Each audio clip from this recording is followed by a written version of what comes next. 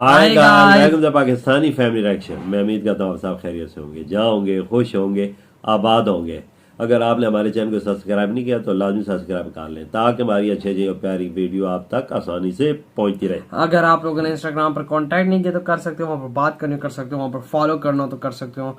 Instagram के link मिल जाएगा description section में। और आप लोग यही सेम चीज ईमेल के थ्रू भी कर सकते हो, तो ईमेल भी दिया गया डिस्क्रिप्शन सेक्शन में। तो यार आज का वीडियो बहुत ही ज्यादा कमाल है, लेकिन उससे पहले इंट्रो मेरा नाम आजाद है। तो यार आईपीएफ में इंडिया फाइनली शामिल हो चुका है और जापान के अंदर इंडिया के चिरक की नीति और चाइना को सदमा। तो ये क्वाड तो बनना ही चाहता के सदमे के लिए। अभी देखिए जापान के अंदर इंडिया ने क्या ऐसा कारनामा किया और आईपीएफ में इंडिया शामिल हो गए, तो वॉच करेंगे तभी पता लगेगा। तो कौन करते हैं स्टार्ट। दोस्तों, चीन की बढ़ती हरकतों को कम करने के लिए और उस पर लगाम लगाने के लिए, साथ ही इकोनॉमी को मजबूत करने के लिए क्वाड के सभी सदस्य देश टोक्यो में मीटिंग करने जा रहे हैं। ऐसे में चीन का इस समय परेशान होना तो वाजिब है, इसीलिए लगातार बयान क्वाड को लेकर चीन की तरफ से सामने आ रहा है। यहाँ तक कि उसने क्वाड को एशिया का नाटो भी करार दे दिया है। बहरहाल इस दौरे से दो बड़ी खबर अभी तक निकल कर सामने आई है और ये दोनों ही खबर चीन के लिए अच्छी नहीं है। पहली खबर, चारों देश मिलकर चीनी खजाने पर रोक लगाने जा रहे हैं, जिसके लिए बकायदा अंतरिक्ष में भी काम किया जाएगा। वहीं पर दूसरी खबर, आईपीईएफ का गठन है, जिसका ऐलान जो बाइडेन ने किया है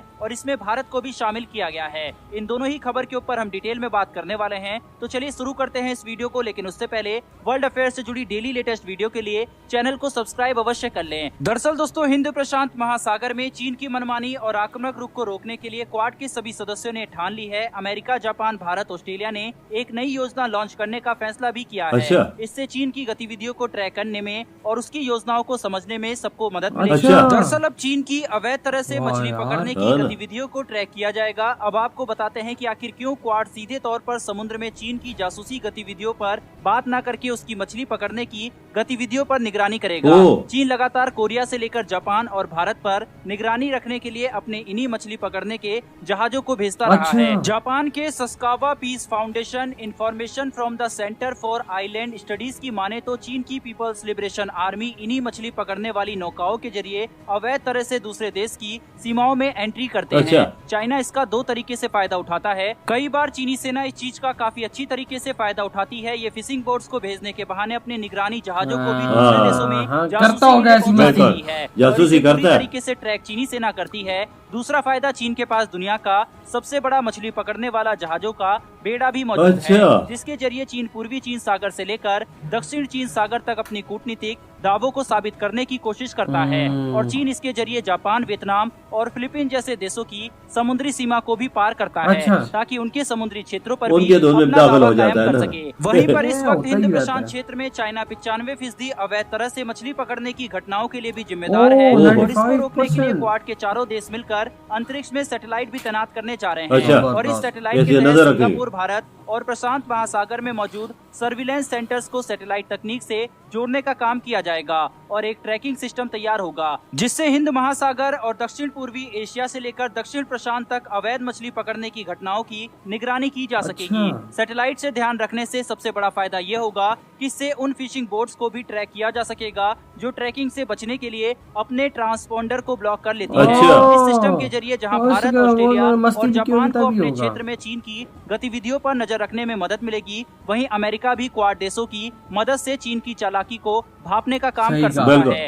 इसमें सबसे बड़ा फायदा अमेरिका को भी होगा। वहीं पर इसके जरिए ये भी पता कर सकते हैं कि चीन की तैयारी किस हद तक है। इन चारों देशों ने यह कदम तब उठाया जब चीन किरीबती और सोलोमन आइलैंड के साथ सुरक्षा समझौते करने की योजना बना रहा है। अमेरिका चीन को आगे बढ़ने के लिए एक भी मौका नहीं देना चाहता। आज जो खबर आई है उससे चीन को एक और बड़ा झटका जरूर लगेगा। दुनिया के दो सबसे बड़े आर्थिक मजबूत देश अमेरिका और चीन के बीच लंबे समय से खींचातान का खेल चल रहा है। चीन के बढ़ते दबदबे पर लगाम लगाने के लिए अमेरिका अब एशिया में एक नया इकोनॉमिक फोरम बनाने की दिशा में कदम बढ़ा चुका है। अमेरिका के राष्ट्रपति जो बाइडेन ने जापान के प्रधानमंत्री किशिदा फूमियो के साथ इंडो पैसिफिक इकोनॉमिक फ्रेमवर्क यानी आईपीईएफ लॉन्च करने का फैसला किया है। क्वाड की मीटिंग में हिस्सा लेने आए प्रधानमंत्री नरेंद्र मोदी भी इस मौके पर मौजूद रहे। भारत भी इसमें शामिल है। आईपीईएफ राष्ट्रपति जो बाइडेन के दिमाग की उपज है। इस इनिशिएटिव के जरिए America clean energy, decarbonisation, infrastructure और सप्लाई चेन में सुधार जैसे मुद्दों पर एशिया के देशों के साथ पार्टनरशिप करेगा। कोरोना काल में चीन से अच्छा। सप्लाई की गई थी अच्छा, और यही ये वजह है कि पूरी शामिल दुनिया हुआ इसके है लिए इंडिया। एक अच्छा ऑप्शन तैयार करना चाहती है। भारत कई बार ये कह चुका है कि दुनिया को एक विश्वसनीय सप्लाई चेन की जरूरत है। भारत भी IPEF में बिल्कुल। अमेरिका के साथ चर्चा कर रहा है। वहीं पर इस समारोह में जुड़ने वाले देशों में Australia, Brunei, Bharat, Indonesia, Japan, दक्षिण Korea, Malaysia, New Zealand, Philippines, Singapore, Thailand और वियतनाम शामिल हैं। IPEF के माध्यम से सदस्य देशों के बीच आर्थिक गठजोड़ मजबूत बनाने पर जोर दिया जाएगा। बिल्कुल। कुल मिलाकर चीन को आर्थिक रूप और से मजबूत हो जाएगी। क्वाड देश शुरू कर चुके हैं और चीन को 2 बड़े झटके मिल चुके हैं। अभी कल तक और भी कई फैसले चीन के खिलाफ लिए जा सकते हैं। बहरहाल IPEF में भारत का शामिल होना भारत को काफी फायदा पहुंचाएगा। फिलहाल दोस्तों इस वीडियो में इतना ही। अगर आपने इस वीडियो को यहाँ तक देखा है तो कमेंट बॉक्स में एक जय हिंद जरूर लिखिएगा। साथ ही हमारी आने वाली वीडियो के लिए इधर चैनल को हुई ये वीडियो खत्म। अब बात अब रिव्यू की तरफ। तो यार चाइना पकड़ा था 95% मछलियां इलीगल, क्योंकि इनके बाद दुनिया का सबसे बड़ा मछली पकड़ने वाले बेड़े शेड़ा जो भी है भाई वो है। लेकिन ये है कि भाई क्योंकि जाहिर सी बात है, आपको पता है ना कि सारी पकड़ सबका हक होता है। तो लेकिन ये चाइना औरों के हक में डाका मार रहा था, कह रहा था कि भाई मैं ही अकेला पैसा छापू। लेकिन इंडिया, अमेरिका, ऑस्ट्रेलिया और जापान ने मिल के सैटेलाइट लॉन्च करने का फैसला किया। ये जबरदस्त काम किया। बिल्कुल, जो कि समुद्र के अंदर इनकी तमाम गतिविधियों पे वो नजर रखेगा। देखो 95% ये मछलियां पकड़ लेते हैं। और उसके ये बाद दूसरे अभी- इलाकों जो समुद्री हदूद होती है दूसरे मुल्कों उधर भी घुस जाता इस तरह का बीच में भाई अब इन लोगों ने सैटेलाइट भी लॉन्च कर दी है। अब वो इनकी तमाम नजरों पे नजर भी साथ रखेगी और जिन वो शिपों ने वो एक सिस्टम होते हैं जैसे ट्रैकिंग होती है वो बंद किया होगा तो वो सैटेलाइट से भी पता लगेगा। देखो ना कितना बड़ा कारनामा है। अमेरिका, इंडिया, ऑस्ट्रेलिया और जापान साथ मिलकर काम कर रहे हैं। इधर तो मैं कहता हूँ कि चाइना की सही वाट लगी यार। वजह ये तब भी हुआ है कि ये सालाना अरबों रुपए की मछली भी बेचता है, अरबों मिलियन की हिसाब से। बिल्कुल बिल्कुल। अब पता नहीं कितने की बेचता है ये तो नहीं पता, लेकिन समंदर के अंदर 95% इलीगल मछली ये पकड़ है। इतना पता है कि अब देखो ना, अब अंदाजा लगाओ इतनी ज्यादा मछली खा रहा है। जाहिर सी बात है। और इकोनॉमिकली इसको टक्कर देने के लिए अमेरिका ने नया संगठन भी कर दिया। बिल्कुल, जिसके अंदर इकोनॉमिकली इंडिया, अमेरिका सपोर्ट करेगा एशिया के अंदर इंडिया को, और बकाया जो बीच में और इंफ्रास्ट्रक्चर के जरिए उनकी हेल्प करेगा और बकाया चीज, ताकि भाई एशिया के अंदर चाइना का दबदबा कम होता जाए, बढ़े नहीं। बिल्कुल, ये एक बहुत ही बड़ी चीज है, क्योंकि जाहिर सी ये बात है मीटिंग का मकसद यही है कि भाई किस तरह चाइना को भाई पीछे किया जाए और इंडिया को आगे लाया जा सके और एशिया का किंग इंडिया बने।